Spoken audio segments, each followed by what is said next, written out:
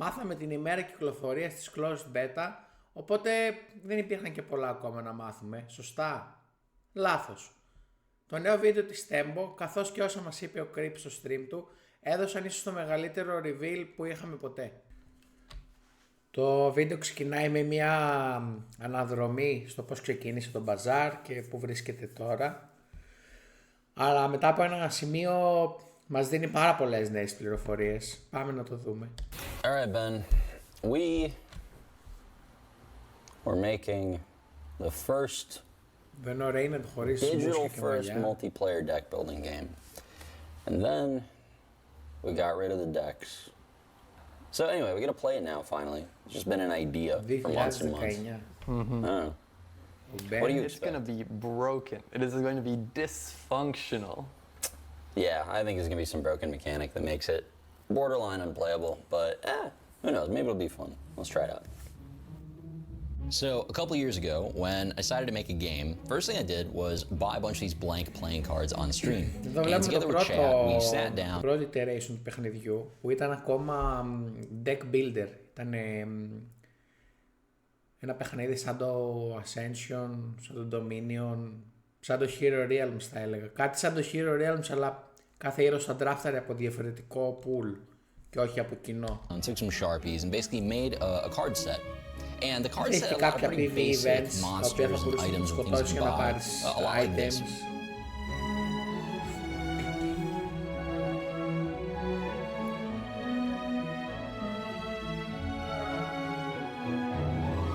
This is one of the first early renders of what we thought the game board might look like.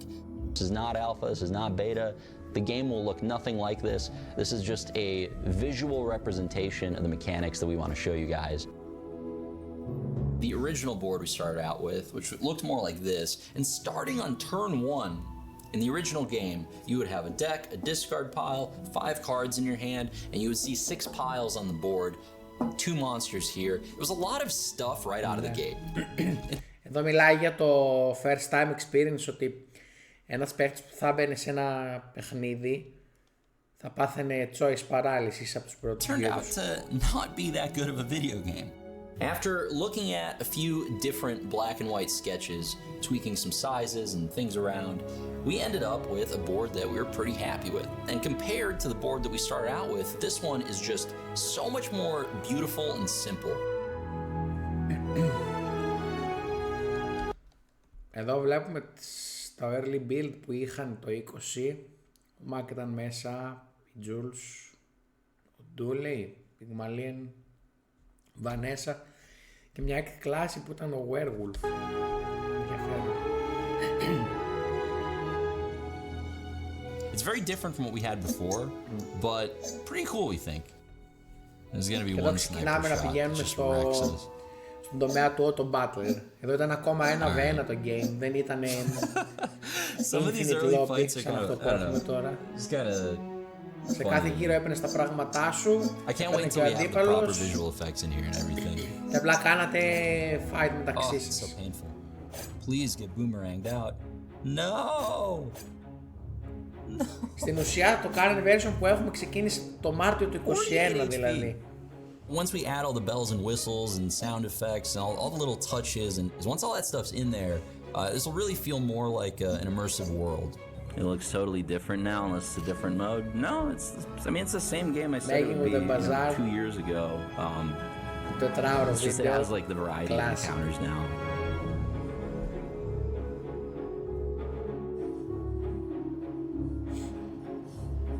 Εδώ είμαστε When we ακόμα. launch the game, that's when we'll really find out if all of these concepts actually do work. 2024.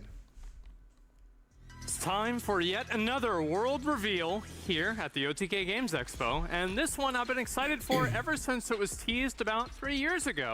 Let's get ready for the first ever look at the Bazaar. Let's go!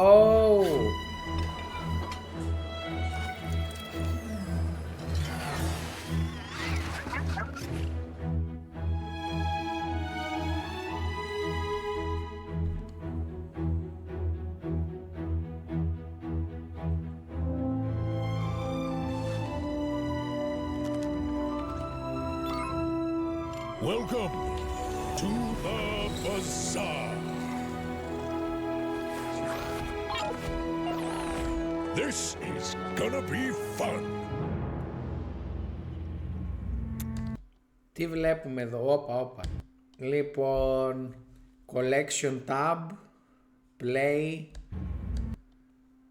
in-game currency, τα bazaar gems και εδώ τα ranked tickets θεωρητικά. 8 rank entries. Prince Merchant, το title του, το όνομά του. Αυτό μοιάζει σαν bronze 4. Ένα skin της Vanessa. Juicy skin, πολύ ωραίο, το θέλω. Ένας ντούλεϊ με τσεμπέρι από τη Μέσο Ανατολή. Και ο Πυγμαλίεν με ρόμπες. Όπα. Εδώ μόλις πατήσει ranked, του βγάζει το ticket επάνω και το δίνει. Μάλιστα. Τι βλέπω εδώ τώρα. Λοιπόν, μέρα τρίτη, 2 νίκες, καλό run, full prestige. Το chest, τα gold pile έχουν γίνει visualized, δηλαδή έχουν βάλει εδώ πέρα ένα μαξιλαράκι που γεμίζει χρυσά, όσο πιο πολλά έχεις μάλλον. Εδώ αυτό που παρατήρησα είναι δεν υπάρχουν stats. Θυμάστε που είχαμε strength, speed, armor, regen. Πιστεύω πως έχει γίνει το εξής τώρα. Έχουν φύγει τα stats και όλα τα stats έχουν αντικατασταθεί με skills. Γιατί παλιά είχαμε 4 skills slots και τώρα έχουμε 6. Εδώ κάτι που έχει να κάνει με heal. Εδώ κάτι που έχει να κάνει με το shielding. Utility box. Ένα κουτάκι βλέπουμε εδώ. Του δίνει ένα tool. Airdrome. Χρησιμοποιείς αυτό το event για να πας σε σπάνιους merchants. Σε merchants δηλαδή που σου πουλάνε higher tier αντικείμενα από ό,τι είσαι. Δηλαδή να βρεις κάποιον ο οποίος θα σου πουλήσει κάτι που θα το όρισκες στη μέρα 9 ενώ είσαι στη μέρα 3. Βέβαια θα είναι ακριβό.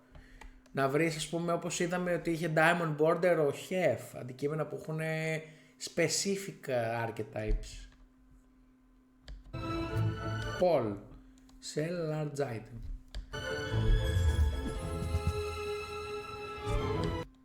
Double whammy. Το είχαμε ξαναδεί αυτό.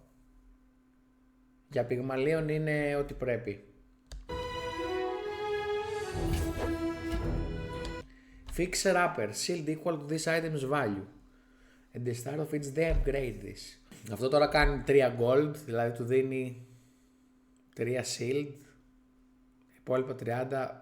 Βλέπω ότι πρασινίζει εδώ πέρα κάτω το skill. Ίσως είναι από το skill. Όταν κάνει hover βλέπουμε ότι εδώ το έχει κάνει bold.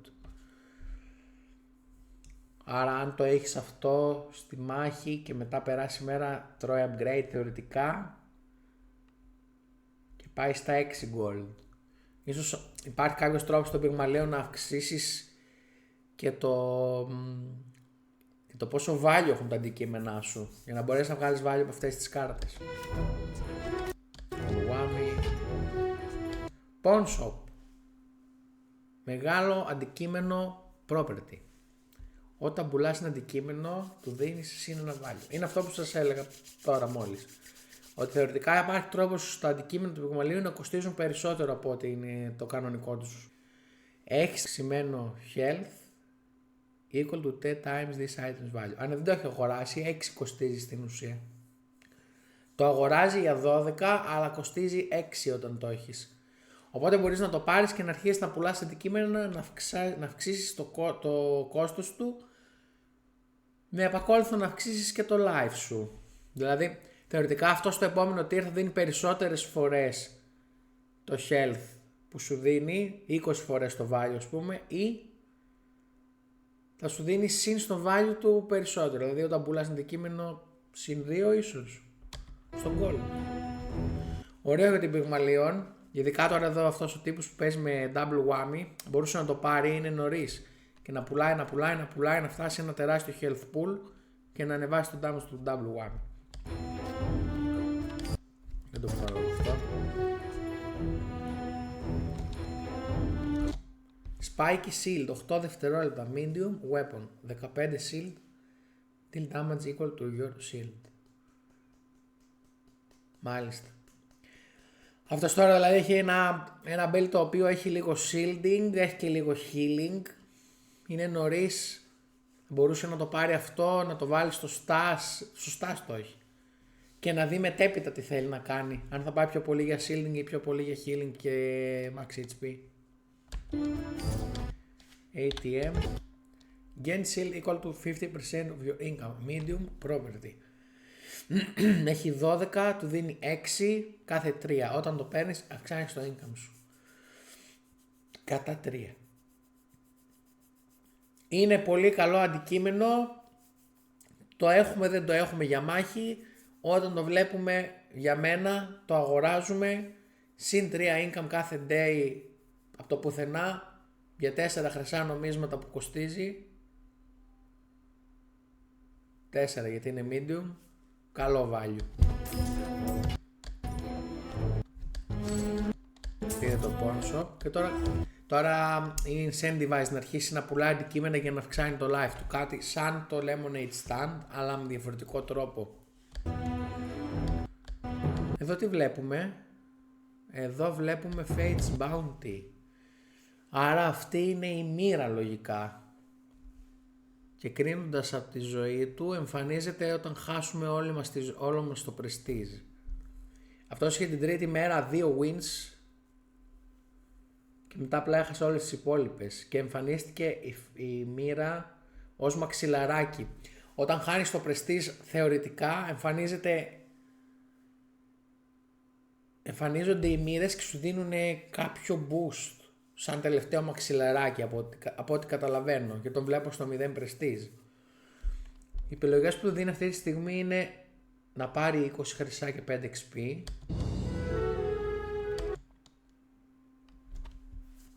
να επιλέξει μια περιοχή στην οποία μπορεί να κάνει enchantment. Είναι πρώτη φορά που βλέπουμε το enchantment. Δεν το έχουμε ξαναδεί σε όλα αυτά τα βίντεο που μας δίνουν και είναι από τα πιο σημαντικά πράγματα που έχει μέσα στο παιχνίδι, αν θα είναι στην closed beta, και θα σας εξηγήσω το γιατί σε λίγο. Και ένα free diamond item. Πηγαίνει στην περιοχή και βλέπουμε τα enchantments. Γιατί είναι σημαντικά τα enchantments? Ας πούμε ότι το παιχνίδι αυτή τη στιγμή έχει μέσα 1000 viable builds. Σύνολο και για τους 3 ήρωες. Τα enchantments πολλαπλασιάζουν αυτά τα builds επί τον αριθμό των enchantments. Αν ας πούμε τα enchantments που μπορούμε να βρούμε είναι 20, αυτόματα το παιχνίδι έχει 20.000 builds. Και αυτό γιατί? Γιατί τα enchantments είναι πράγματα που μπαίνουν πάνω σε αντικείμενα και τα κάνουν να δουλεύουν διαφορετικά. Δηλαδή μπορεί να βρω ένα μικρό αντικείμενο, κάτι σαν το γιόγιο ας πούμε, το οποίο κάνει flat damage. Και να έχω εγώ ένα build το οποίο να λέω τι να το κάνω τώρα το γιόγιο. Φανταστείτε όμως το ίδιο το γιόγιο κάθε φορά που βαράει να μας έδινε και shield. Ταυτόχρονα δηλαδή όταν χτυπάει να μας δίνει shield. Αυτό σημαίνει ότι μετατρέπει το γιόγιο που κανονικά δεν θα ήταν build για shielding σε ένα build για shielding. Ή να βρούμε ένα μαχαίρι το οποίο κανονικά κάνει poison. Και να πούμε δεν το χρειάζομαι το poison. Και αργότερα να μετατρέψουμε αυτό το μαχαίρι για παράδειγμα στο να κάνει και freeze. Ταυτόχρονα ανοίγει ένα build το οποίο βασίζεται πάνω στο το μαχαίρι και βασίζεται πάνω στο freeze. Γι' αυτό λέω ότι κατά κάποιο τρόπο τα enchantments παίρνουν τον αριθμό των viable builds στο οποιοδήποτε patch βρισκόμαστε και τα πολλαπλασιάζουν ανοίγοντας σχεδόν άπειρες δυνατότητες πάνω στο παιχνίδι. Τι βλέπουμε τώρα? Bladeborn Balance. Επίσης μου αρέσει πάρα πολύ που για να πάρεις ένα enchantment έχουν βάλει lore ότι πας σε κάποια περιοχή, π.χ. έχω το double whammy μου και βρίσκομαι τον Πυγμαλίον κάπου και πηγαίνω στα Bladeborn Badlands που είναι μια κακόφημη περιοχή μέσα σε έρημο κτλ. Και εκεί πέρα υπάρχει ένα shrine το οποίο μετατρέπει ένα αντικείμενό σου στο να κάνει ας πούμε lifesteal ή στο να κάνει, όπως δούμε εδώ αργότερα, critical. Δίνει λίγο την αίσθηση του RP κομματιού εδώ πέρα. Enchant an item with shielded. Να δίνει shield. Enchant an item with icy. Να κάνει freeze θεωρητικά. Επιλέγει το Badlands. Ανοίγει ένα σαν τύπου pop-up event. Το οποίο αυτός τώρα θα τραγκάρει λογικά μέσα το hammer και θα κάνει enchant. Και θα πάρει και ένα όμορφο κόκκινο vision. Το οποίο ξαφνικά double whammy έχει 50% critical chance. Πράγμα που σημαίνει ότι κάθε φορά που χτυπάει έχει 50% πιθανότητα να κάνει 2 φορές το damage του.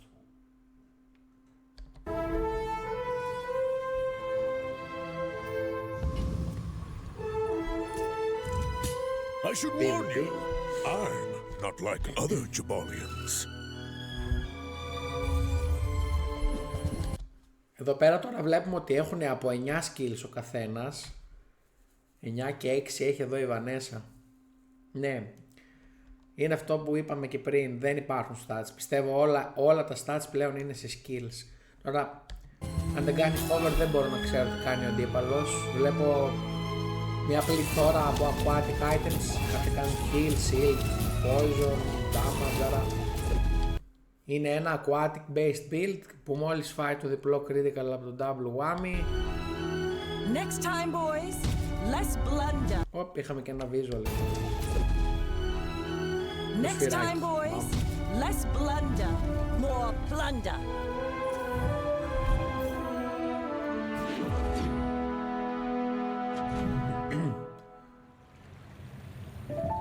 Εδώ βλέπουμε ένα ντούλι την πρώτη μέρα.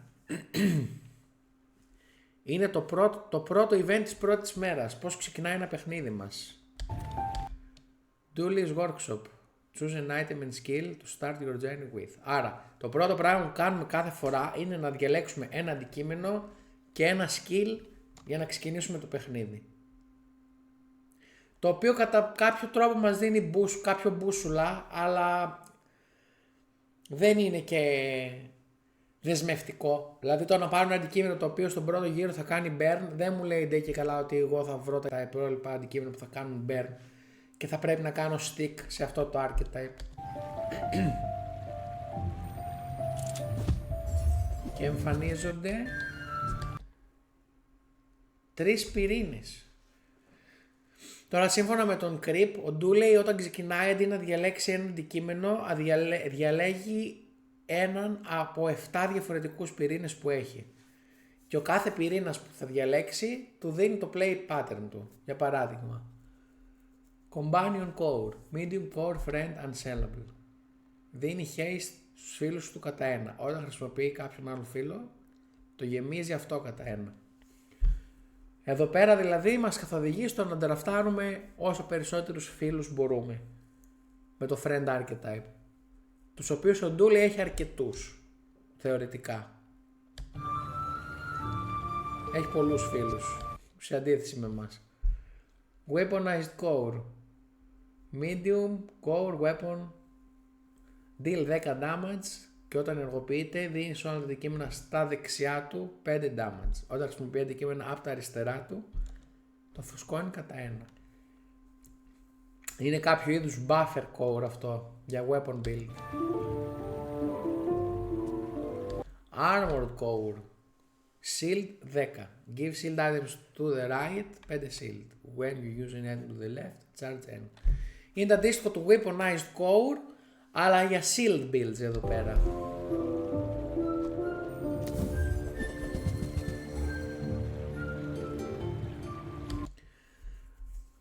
Τρίτη μέρα, έχει κάποια skills, παλεύει με ένα πυγμαλίον. Αυτό είναι πρώτη φορά και animated κάρτες. Βλέπω εδώ πέρα το Banjo, ο Ganjo βγάζει κάποιους ήχους. I believed in myself and I still lost. Heavy Combat Armor. 4 δευτερόλεπτα, 25 damage, 53 shield. Slow 3 item για 2 δευτερόλεπτα. Όταν χρησιμοποιεί ένα αντικείμενο από τα αριστερά του, του δίνει 50 damage. Όταν χρησιμοποιεί ένα αντικείμενο στα δεξιά του, του δίνει 50 shield. Πολύ ωραία κάρτα αυτή. Βέβαια τώρα είναι στο Diamond Tier. Με 4 δευτερόλεπτα που έχει cooldown, χτυπήσει αρκετές φορές μέσα στη μάχη. Τώρα θα πάω λίγο με το προαίσθημά μου και θα πω ότι επειδή βλέπω τη λέξη heavy εδώ πέρα και επειδή δεν βλέπω κάτι να έχει να κάνει με το slow εδώ, heavy είναι το enchantment, θα πω, που δίνει σε ένα αντικείμενο όταν ενεργοποιείται να κάνει και slow. Γιατί το βλέπω λίγο και στα visuals εδώ πέρα, αυτό το σαν σκόνη. Οπότε ναι, θα πω ότι το heavy κάνει slow. Αν δώσουμε σε ένα αντικείμενο heavy κάνει slow. Αυτό σε ένα build με πικρά πολλά αντικείμενα στα αριστερά του να του δίνουν συνέχεια damage είναι ακραίο scaling mechanic. Και το δούμε και στη μάχη. Το δούμε. I may be young for a captain, but I've seen my share of storms. Εδώ έχει πολλά μικρά αντικείμενα για να του δίνουν damage και όταν ενεργοποιούνται αυτά του δίνουν shielding. Για να δούμε τι damage θα κάνει. Στο πρώτο του trigger έχει μόνο 25 γιατί δεν πρόλαβαν τα υπόλοιπα να γεννήσουν. Στο δεύτερο trigger 275. Στα 12 δευτερόλεπτα 425. 525. Τώρα είναι και haste, άρα βαρέ κάθε 2.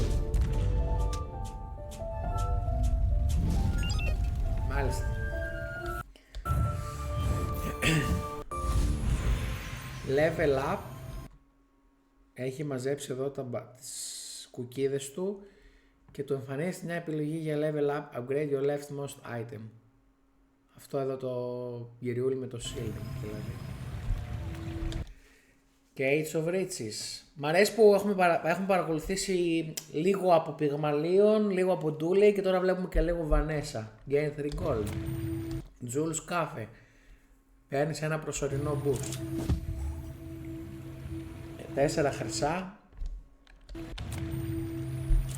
Με 4 χρυσά δίνει συν 20 damage στα weapon σου για την υπόλοιπη μέρα. Με 2 δίνει στα item σου συν 20 heal για το υπόλοιπο της ημέρας. Και τζάμπα σου δίνει max HP. Αυτό θεωρητικά είναι μια επιλογή που θα τη διάλεγε ίσως μόνο Πυγμαλίων. Ή θα το διαλέγα μόνο αν δεν είχαμε χρήματα. Εδώ βλέπουμε ότι η Βανέσα έχει ένα αντικείμενο το οποίο κάνει 2.464 damage. Και δεν είναι καν το sniper.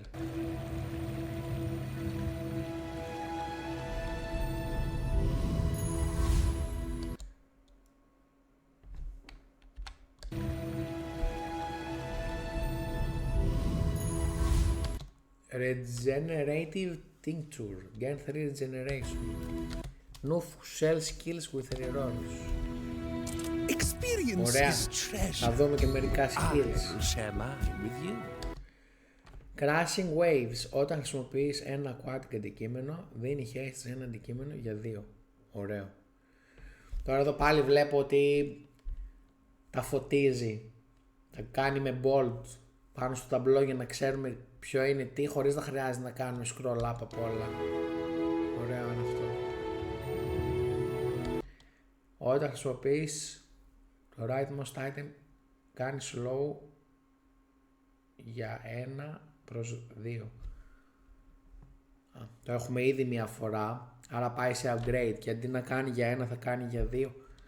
Τώρα αυτά, ο λόγος που τα φωτίζει είναι το ένα προφανώς γιατί είναι το τέρμα δεξιά. Αυτό εδώ τώρα που είναι σαν μαμούνι Σαν μύτη από μύγα. Μάλλον γιατί έχει κάτι να κάνει με το slow. Η πρώτη φορά που πέφτεις κάτω από μισό HP, τα burn items σου. Πάρα πολύ ωραίο. Πάρα πολύ ωραίο.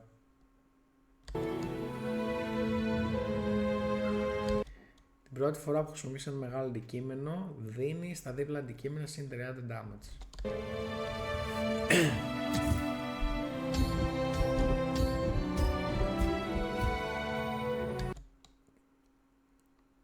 Αυτό είναι το αντίστοιχο αλλά με burn.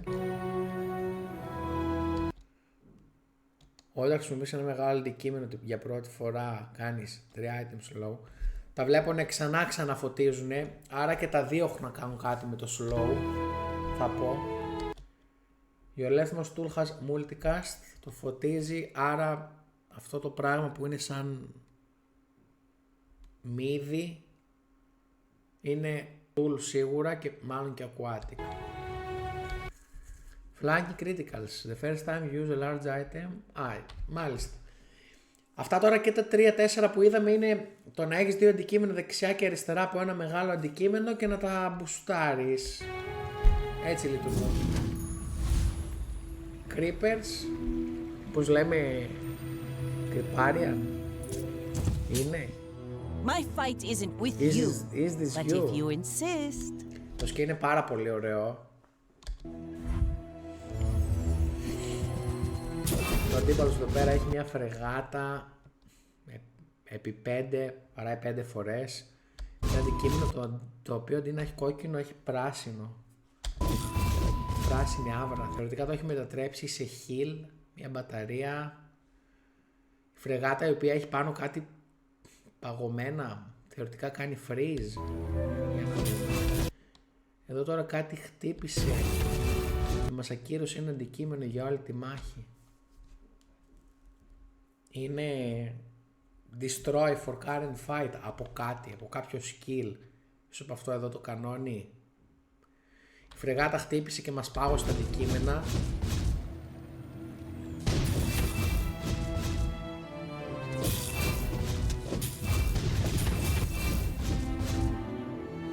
Τώρα τα υπόλοιπα είναι passive, οπότε το μόνο που μπορεί να παγώσει είναι το Langxian. Μπέρμαν, 60 δευτερόλεπτα free στο Langxian. Πολύ ωραίος τρόπος εδώ να βάλεις σε ένα αντικείμενο που έχει πάρα πολλά triggers, να του βάλεις freeze και να παγώνεις πάρα πολλά πράγματα. Μπράβο. I am το the end of last run daughter of House summary. Corzina. No defeat can take that from me. Πολύ ωραίο βίντεο, πάρα πολλά reveals. Αυτή τη βδομάδα θα έχουμε ένα τελευταίο βίντεο πριν το closed beta. Ίσως και να είναι ωραίο να μας λέει το πώς παίζεται το μπαζάρ επιτέλους. Κάτι που πολλοί το ζητάνε. Και πλέον έχουμε φτάσει σε μονοψήφιο ψηφίο. Σε 9 μέρες closed beta 30 του μηνός. Θα σας δω εκεί.